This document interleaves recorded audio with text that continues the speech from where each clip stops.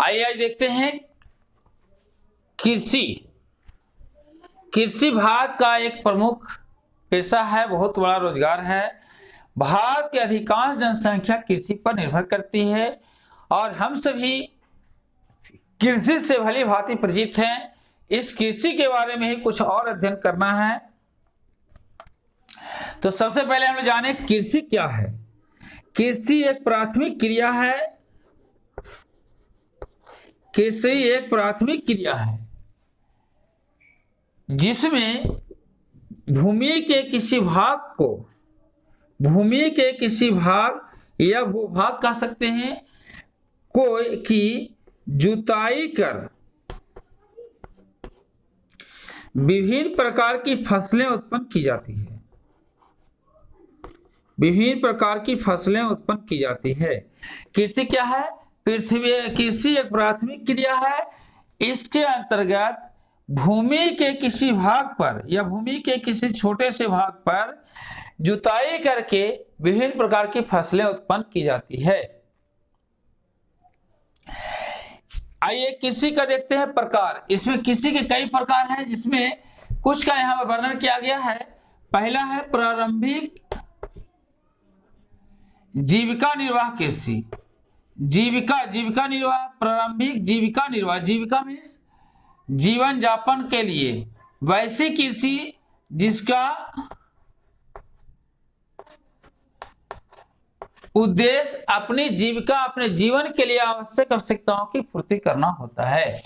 वैसी कृषि जिसका मुख्य उद्देश्य अपनी आवश्यकताओं की पूर्ति करना होता है, वह उसे कहते हैं प्रारंभिक जीविका कृषि। निर्वाह कृषि, जीविका निर्वाह कृषि है।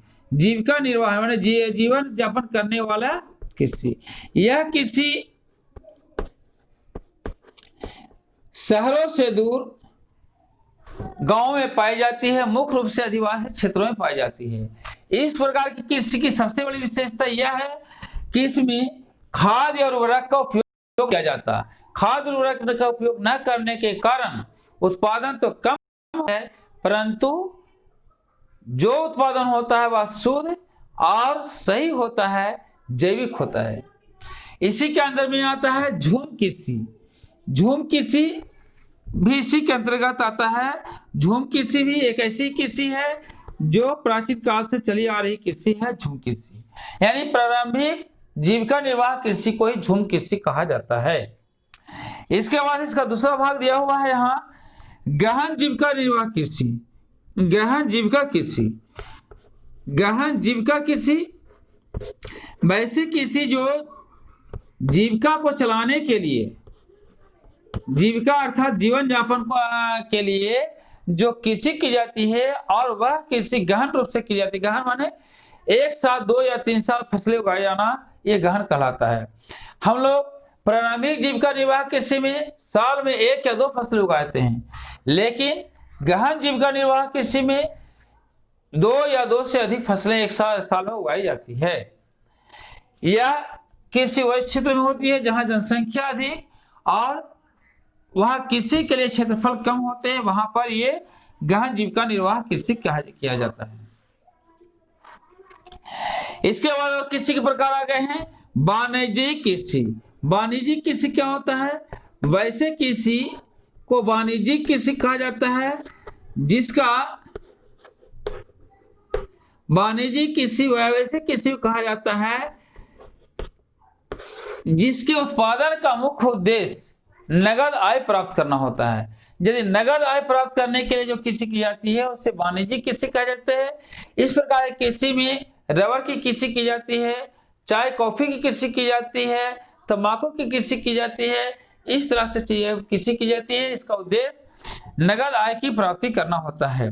किसान नगद आय प्राप्त करने के बाद उस आय से विभिन्न प्रकार के कार्य करते हैं। इसके अंदर में और कुछ प्रकार की कृषि है जो खास कर लिखा गया है, वह है रोपण कृषि। रोपण कृषि क्या होती है? वैसे कृषि जिसमें नर्सरी में पौधे तैयार किए जाते हैं।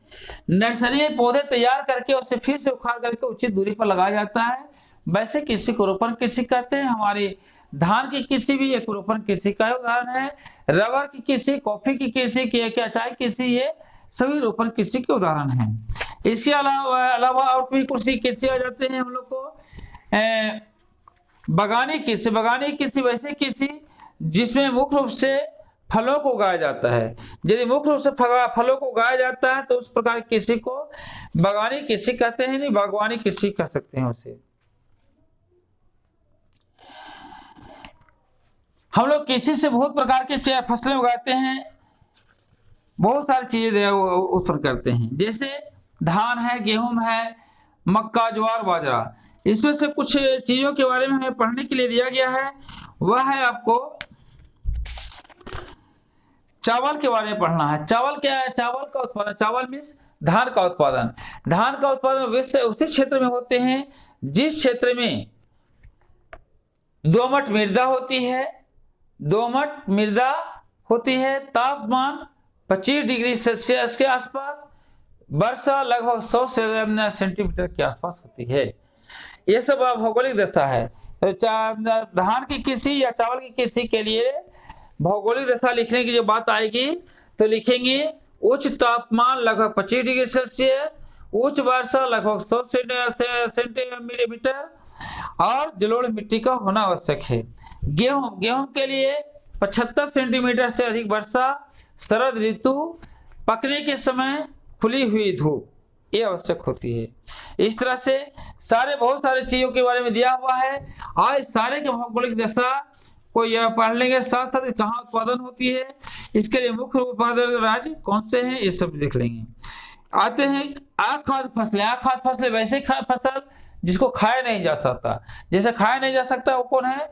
रबड़ हो गया, कॉफी हो गया, इस तरह से ये सब फसलें, नील की खेती हो गया, ये सब अखाद्य फसलें हैं। रेशेदार फसल वैसे फसल जिससे रेशे की प्राप्ति होती है, जैसे जूट, कपास, सन, रेशम आदि।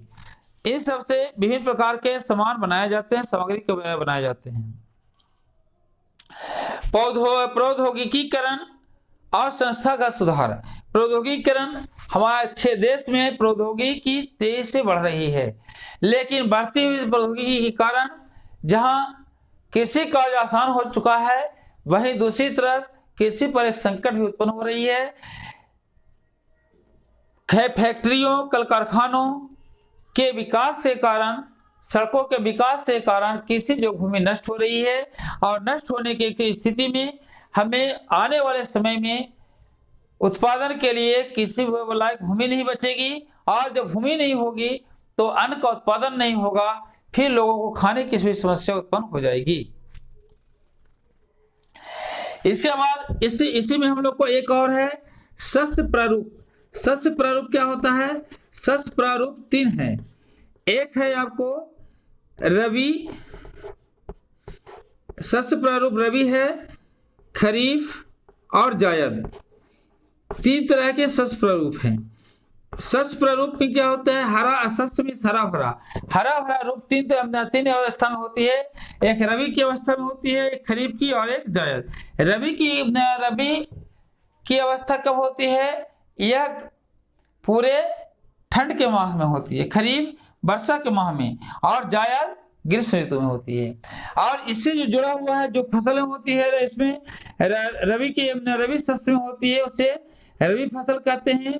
और ये फसलें हैं आपको चना, गेहूं, मसूर आदि। खरीफ फसलें जो खरीफ के ऋतु में होती है, खरीफ के मौसम में होती है, खरीफ के समय में होती है, वह है मक्का, मूंगफली, चावल आदि। इसके बाद जायद फसलें में हो गए आपको आ जाइए खरबूज हो गए, तरबूज हो गए, कटहल हो गया, आम हो गया, ये सब क्या है? जायद फसलें हैं।